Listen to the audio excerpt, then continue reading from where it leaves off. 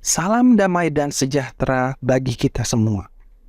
Seperti yang sudah kami sampaikan sebelumnya, Konsili Vatikan II menandai sebuah era baru di dalam Gereja Katolik yang melalui semangat pembaharuannya telah menimbulkan banyak buah buruk dan mengarahkan Gereja Katolik pada kemurtatan besar, seperti yang dinubuatkan oleh Rasul Paulus dalam 2 Tesalonika 2 ayat 3. Tapi sebenarnya gagasan sesat seperti liberalisme, modernisme, dan indiferentisme yang berupaya mengubah ajaran Gereja Katolik sudah muncul jauh sebelum Konsili Vatikan II. Bedanya, sebelum Konsili Vatikan II, semua gagasan sesat untuk mengubah ajaran gereja selalu ditentang keras oleh para paus. Misalnya, Paus Gregorius XVI pada tahun 1832 mengeluarkan ensiklik Mirarivos yang menentang gagasan indiferentisme, individualisme, dan liberalisme. Lalu, Paus Pius IX pada tahun 1864 mengeluarkan Syllabus of Errors yang mengutuk berbagai gagasan sesat yang bermunculan di kalangan teolog dan sebagian uskup. Selanjutnya, Paus Santo Pius X pada tahun 1907 mengeluarkan dokumen Pascendi Dominici Gregis yang sangat anti-modernisme. Dan terakhir, Paus Pius XII pada tahun 1950 dengan ensikliknya Humani Generis berusaha mengingatkan gereja tentang bahaya modernisme dan perlunya kesetiaan pada ajaran iman para rasul. Tapi setelah Konsili Vatikan II, segalanya menjadi terbalik. Dengan didukung teks sesat Dei Verbum 8 yang mengajarkan evolusi sabda Tuhan dan tradisi iman para rasul, para paus konsili secara tidak langsung tersirat dan bertahap mempromosikan gagasan-gagasan sesat yang terus berupaya mengubah ajaran Gereja Katolik dengan alasan klasik aggiornamento. Beruntung Tuhan sudah menjanjikan gerejanya tak akan terkalahkan oleh gerbang alam maut.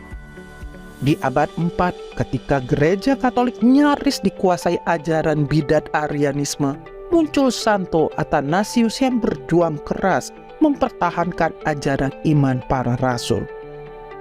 Demikian juga ketika melalui Konsili Vatikan II, ajaran bidat modernisme yang bertujuan untuk membangun ekumenisme nyaris menguasai Gereja Katolik, muncul seorang Santo Athanasius baru, yaitu Monsignor Marcel Lefebvre yang nyaris berjuang seorang diri melawan para paus, kardinal, serta uskup pendukung konsili.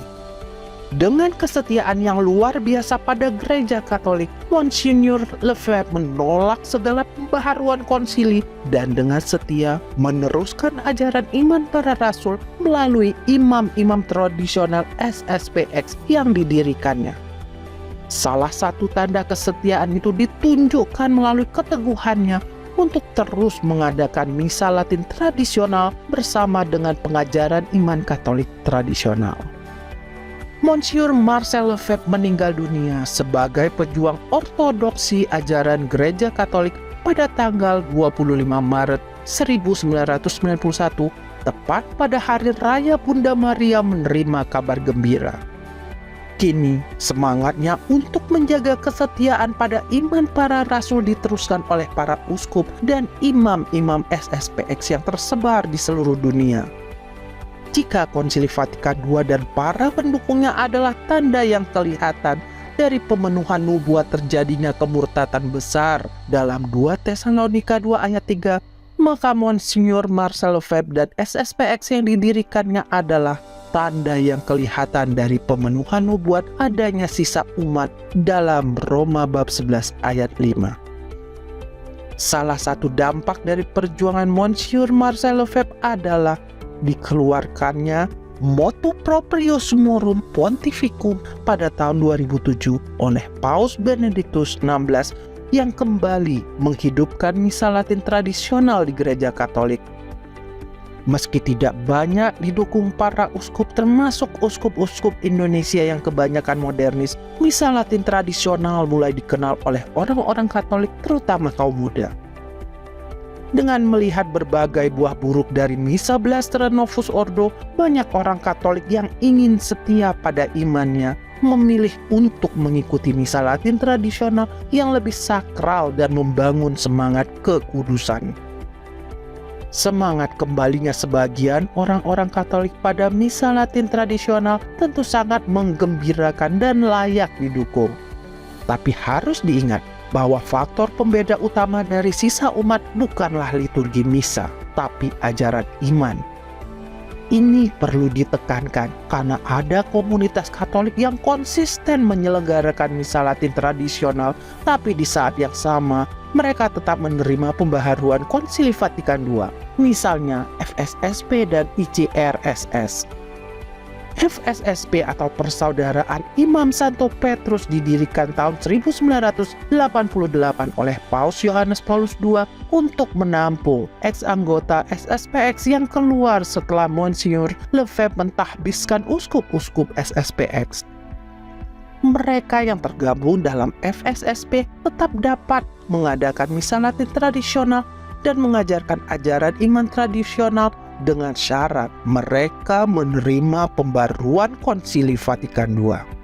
Sementara itu, ICRSS atau Institut Kristus Raja Imam Agung didirikan pada tahun 1990 dengan semangat yang kurang lebih sama dengan FSSP, yaitu meneruskan penggunaan misa Latin tradisional dan ajaran iman tradisional, tetapi menerima pembaharuan Konsili Vatikan II. Jelas, FSSP dan ICRSS tidak sejalan dengan semangat Monsignor Marcel Lefebvre yang setia penuh pada iman tradisional dengan menolak pembaharuan Konsili Vatikan II.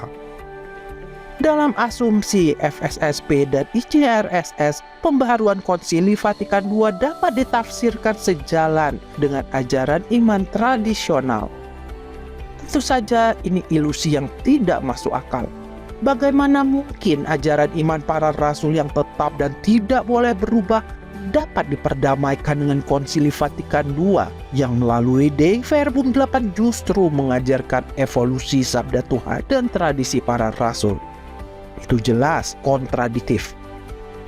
Karena mereka tidak mungkin menolak Konsili Vatikan II, FSSP atau ICRSS pada akhirnya akan meninggalkan ajaran iman para rasul yang tradisional dan ikut bersama semua pendukung Konsili Vatikan II berjalan menuju kemurtatan besar. Selain itu, seperti yang dikatakan Paus Santo Felix III, tidak menentang kesesatan adalah sama dengan mendukungnya. Maka dengan menolak menyatakan kekeliruan Konsili Vatikan II, sesungguhnya mereka telah ikut mendukung Konsili Vatikan II dan semua kesesatannya. Dengan alasan ini, maka komunitas tradisional pendukung konsili seperti FSSP atau ICRSS tidak dapat kita golongkan sebagai bagian dari sisa umat. Sekali lagi, harus diingat, ciri pembeda utama dari sisa umat adalah kesetiaan penuh pada iman para rasul, bukan sekedar liturgi misa Latin tradisional. Jadi, jika kita ingin menjadi bagian dari sisa umat, pilihan kita jelas, yaitu mengikuti teladan Monsignor Marcel Lefebvre yang setia tanpa kompromi pada iman tradisional para rasul, menolak pembaharuan Konsili Vatikan II, tapi sekaligus tetap mengakui otoritas Paus dan seluruh hierarki Gereja Katolik. Ada dua cara untuk menjadi sisa umat.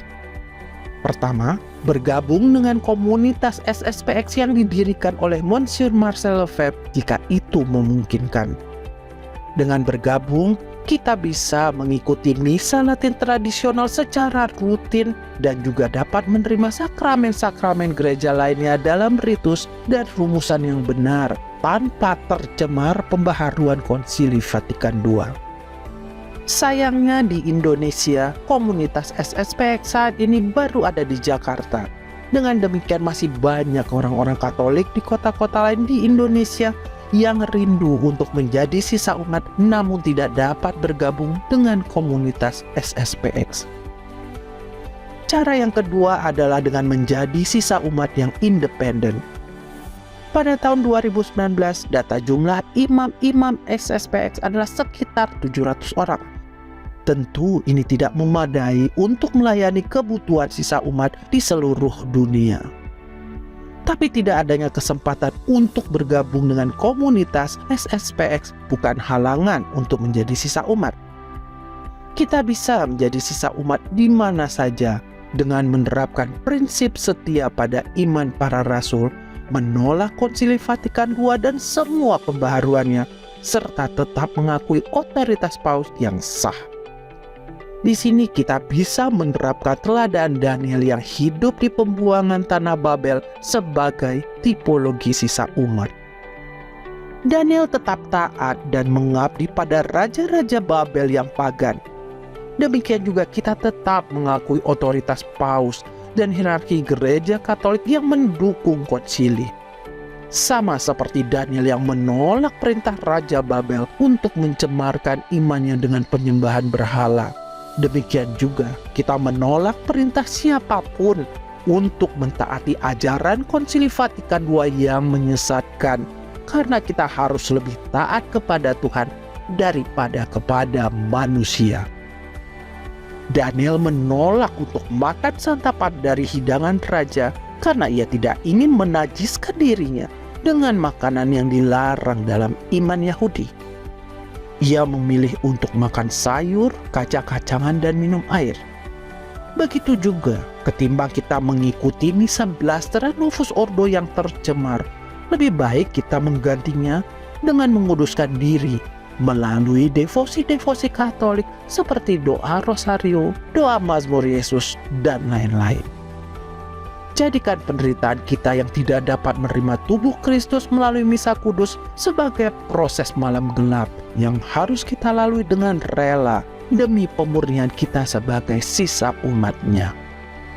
Atau kita juga dapat mengikuti tipologi Daniel yang tidak dapat berdoa di Bait Allah di Yerusalem karena ia sedang berada di tanah Babel. Inilah yang dilakukan Daniel untuk memenuhi kewajibannya. Dalam kamar atasnya ada tingkap-tingkap yang terbuka ke arah Yerusalem. 3 kali sehari ia berlutut, berdoa serta memuji Allahnya seperti yang biasa dilakukannya. Daniel bab 6 ayat 11. Demikian juga kita yang tidak dapat mengikuti misa Latin tradisional secara langsung bisa membuka laptop atau komputer desktop lalu mengikuti misa Latin tradisional secara online dan menerima sakramen Ekaristi secara spiritual. Mengingat keterbatasan komunitas SSPX di dunia saat ini, tampaknya menjadi sisa umat secara independen akan menjadi pilihan terbaik bagi banyak orang yang rindu untuk menjadi sisa umat namun tidak memiliki akses untuk bergabung dengan komunitas SSPX. Tentunya akan sangat baik jika sisa umat independen ini juga memiliki sebuah wadah yang dapat mempersatukan mereka. Melalui wadah ini mereka dapat berbagi pengalaman, saling menguatkan, mendapatkan katekese, dan juga tentunya mengadakan kegiatan doa bersama secara rutin. Semoga saja wadah semacam itu dapat diwujudkan. Terima kasih atas perhatian Anda. Viva Christus Rey.